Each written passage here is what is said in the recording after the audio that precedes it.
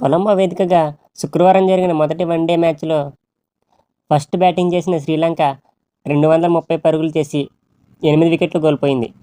Second batting దిగిన మన India team 47.5 ఓవర్లు ఆడి 230 పరుగులు చేసి మ్యాచ్ను టైగా ముగించారు.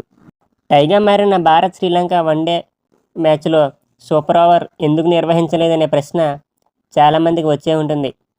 సూపర్ ఓవర్ ఎందుకు నిర్వహించలేదంటే ఐసీసీ వన్డే రూల్స్ ప్రకారం ద్వైపాక్షిక సిరీస్లో ఫస్ట్ మ్యాచ్లో విజేతను తేల్చడానికి సూపర్ ఓవర్ నిర్వహించరు.